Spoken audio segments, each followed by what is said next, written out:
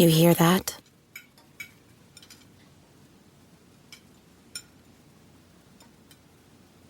That's the awkward silence of a family dinner after you just got caught vaping. Most vapes contain high levels of nicotine and disappointment. Brought to you by The Real Cost and the FDA. This episode is brought to you by Shopify.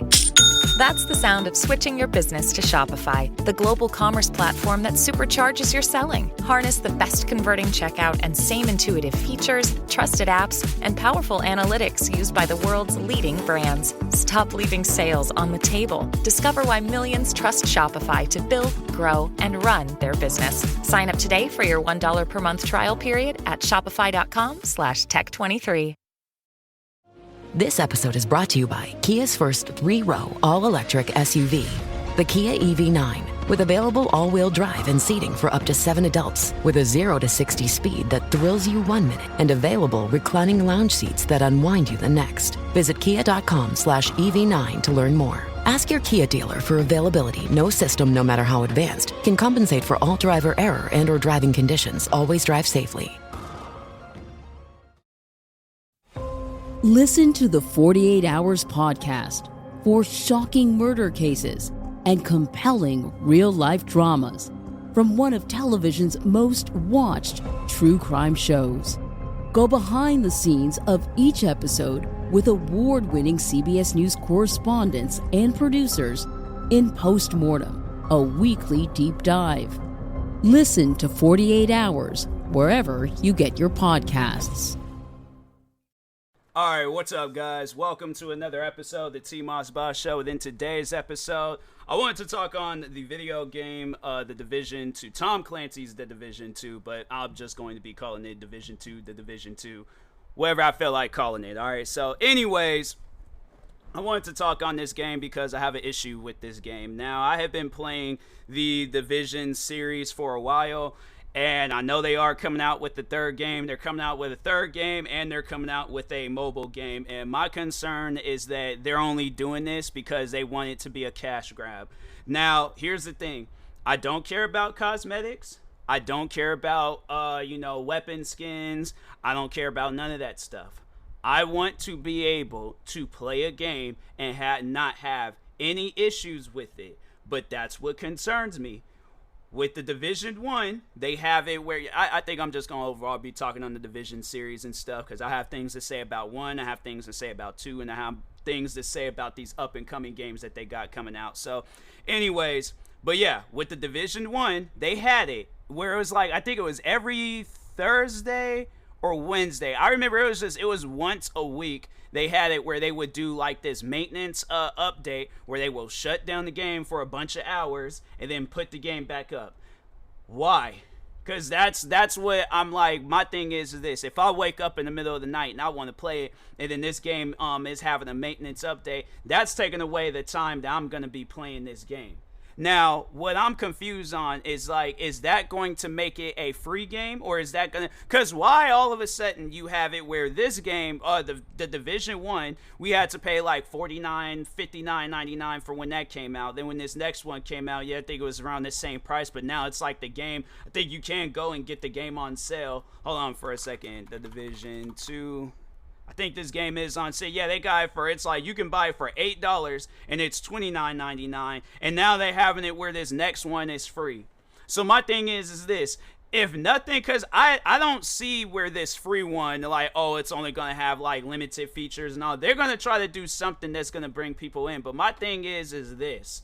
Now, when I look at a game that I want to not compare, but more so throw in a recommendation on what should be done with the Division, is have it where there's more creative control towards the fans that's playing the game. Because when I see games like Fortnite, right, where they give the fans the most amount of creative control that they possibly can get to where they're literally recreating other games that already exist. You could go, what trips me out is that you can go and buy that game only up right now for like $12. Somebody literally made it for free on Fortnite. So it trips me out that Fortnite can offer all these different things for free. Game's been free since the well, I know they had it where you had to pay for the whatchamacallit, that zombie story thing that they had when Fortnite originally came out. That was the only thing that you had to pay for. But it seems like ever since then, they've always have added something new to the game. Now, why is that? Why is it that you can see where games like that will be successful? You can see where games, even though it's been making me a little bit upset lately, but Warframe, you can see where games like that can be successful. But then you got games out there where they try to be successful, take things away from people. That ain't no success coming out of that. There's no success coming out of that whatsoever. I don't see nothing successful from a game where it's done went down in price to where now it's free, to where you guys done took things out or added things in there that nobody asked for. Nobody asked for no battle pass. I know I didn't ask for a battle pass. I don't think nobody else in this world. They only added a battle pass, and that's where it's like, I feel like that's where a lot of game developers, what they fell in, is that you guys aren't being unique. You're only doing stuff because another company is doing it. And that's why I'm like, fam, okay, if that's the case, then you doing things because another company is doing, then you need to do exactly everything that they're doing, or take away the stuff that you added because another company done did it. Because that, to me, that don't make no sense. Oh, we're only going to have the things that's going to make us money in the game, but other than that, all the other extra stuff, no, we're going to leave that. That's not going to make me want to play, what is it, Resurgence, or whatever, Heartland, whatever it's called. I think Resurgence is the mobile one, and Heartland is the PC and console version. Either way, it's not going to make me want to go and play that game. I'm not going to see any fun and enjoyment in playing a game where it's like I have to put all this money into it, and there ain't even no reason to be putting all this money into it. I'm saying, like, I like it where, at least with the first division, besides those weekly updates, I did like the fact, though, that they had it where you, there was, like, new missions, or not missions, but DLCs. All you had to do is just pay for the DLC, but other than that, everything was unlocked when you get your way through the DLC, whatever weapons you wanted to get, missions you wanted to get, all that stuff. That stuff was unlocked when you bought the DLC, but now they're having it where it's like, oh, well, if you want this, you gotta buy a battle pass. I don't want to buy a battle pass. I just want to be able to do things like how it was in the old day. What's crazy, right, is that you see where these developers, and I guarantee and I promise you, a lot of these developers, they wasn't thinking this when they were a kid playing the game like, oh, well, this game could make more money if they found a way to scam out their fans. Because I don't understand. I put my time and effort into a game just to have it where it's like stuff is being taken away from me because, oh, I didn't buy the battle pass and I didn't get through the battle pass fast enough. No. My thing is this. If I buy the game, that means that the game is in my possession. That don't mean that I own the whole gaming franchise, but at least for that copy, I want to be able to play the stuff that I paid for. Not on some stuff where it's like, I gotta pay for the, it's like I'm paying to get in, and then I'm also paying for all that. What is this, an amusement park? I'm saying, because like, I feel like that it's either that or a casino. One of the two. But I'm like, fam, this is a video game. Video games are its own thing.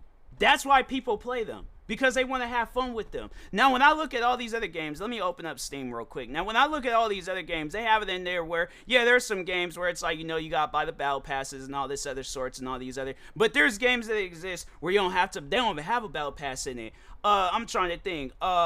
There's this one game called Teardown. There ain't no battle pass in that. The Talos Principle. There ain't no battle pass in that. Spaceborne 2. There ain't no battle pass in that. Resident Evil Village. Wasn't no battle pass in that either.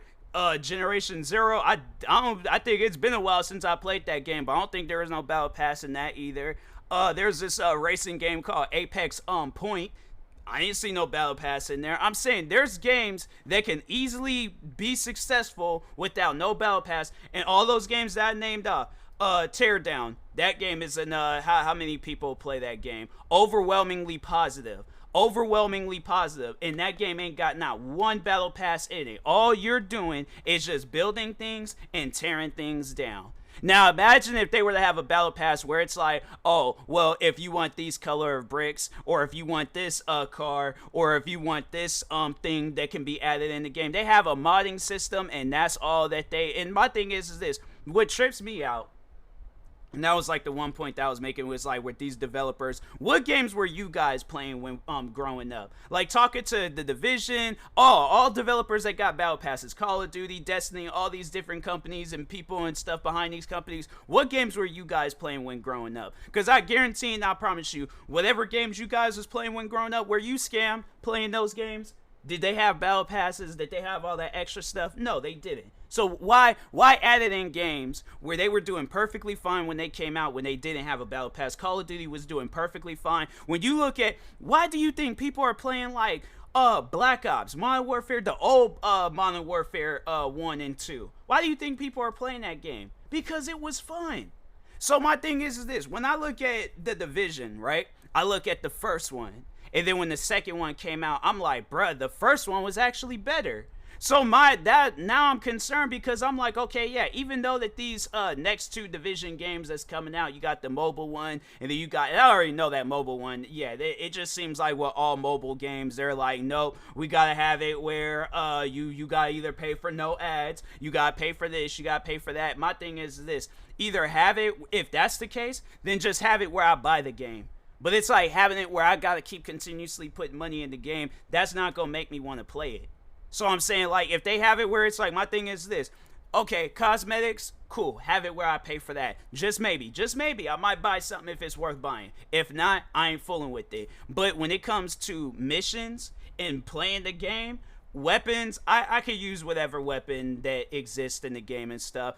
My thing is this, if it really is bothering me, then it's like, okay, like I've always have said, they need to just have it where I don't mind buying the game. I don't mind paying $60 for a game. I do not care about that. But at least if I spend $60 on the game, I want to be able to play that game. Not on some stuff where, I pay the 60 and then I gotta pay an additional 20 for the battle pass. Then if that's the case, then the game should be $80 then. If the main seller point of the game is the battle pass, then add that to whatever the total price is of the game, and then I'm just buying the game. But it just, to me, it don't make no sense where it's like I'm out here supporting by playing your guys' game, by streaming it, making videos out of it. I'm trying to think. Let me just see how many videos I've done of the Division. Because I'm saying, like, from reacting to, let me just see how many videos I made on my main channel about the game.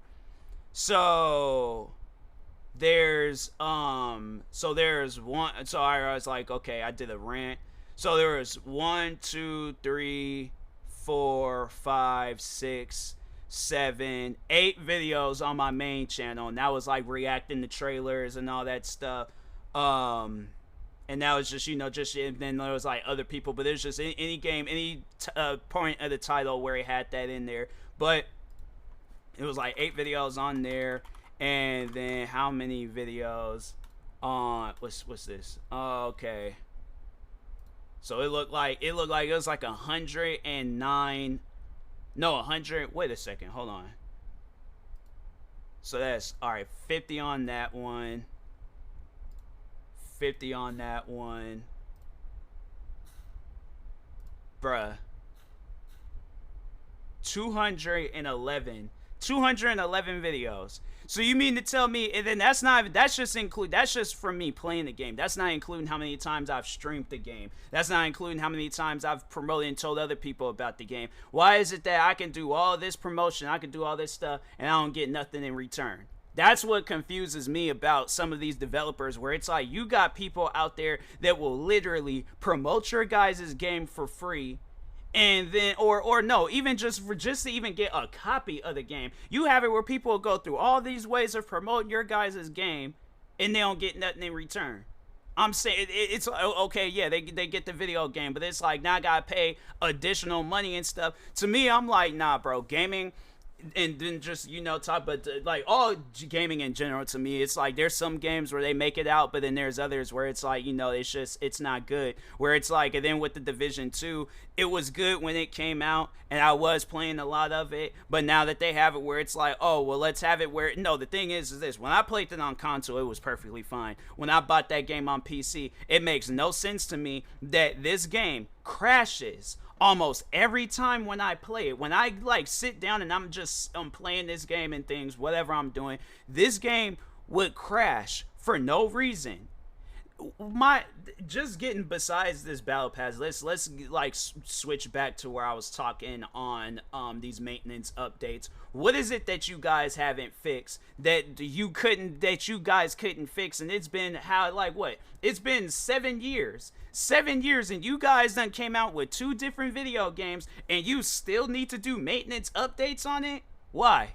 When there's games out there where they ain't got, there's some games I've seen where they haven't had an update in years, bro, years and months, years. And my thing is this: when I see that, and then when I see that, and then when I look at games that I play on a regular basis where they got a maintenance update, that don't make no sense. That's like if you were eating a sandwich, right, at some restaurant, and then there's a cook that keeps coming up out the kitchen fixing the sandwich up every single time. Like, oh, it's slightly tilted, so let me slightly tilt it back to this direction. Oh, when now it's too far in that direction, you can't even sit down and enjoy your meal because there's a cook that keeps coming out and they wanting to do things to it. That's not even going to make me want to eat the food.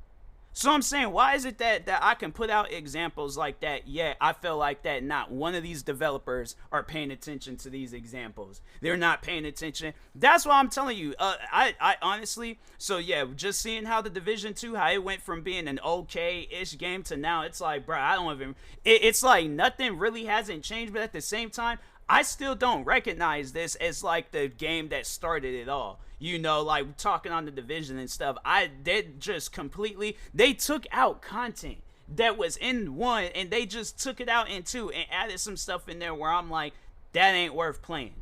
That's not worth playing at all to me. And then with these next few ones, I'm like, bruh, I honestly, you guys probably ain't gonna see me really play these games a whole lot. And I'm trying to think, this Heartland one, I don't even know when they said that's gonna come out.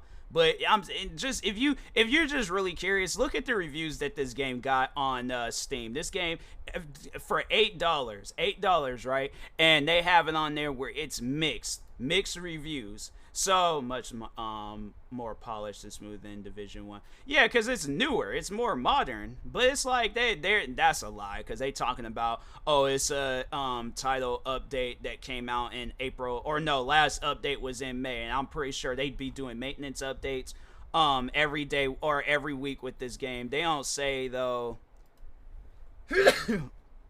they don't say, though, when this next one is coming out. The Division, Heartland...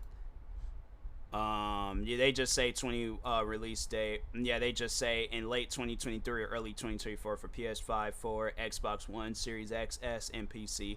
They was like, this is due to the fact the game is scheduled to have a playtest in summer 23 announced during streaming. Yeah, so my thing is this, you know, if I'm not playing this game on a regular basis like how I was with 1 and 2, then yeah, it's just that I'm tired of these developers putting out crap games and then thinking people are supposed to sit down and play them all this time. I'm like, whatever they doing, it's not gonna, I'm telling you right now, it's just gonna come off as like it's a game that's not really worth playing. So, but anyways, and that being said, I will talk to y'all later. Thank you guys for watching and or listening. Stay tuned for the next episode, and peace.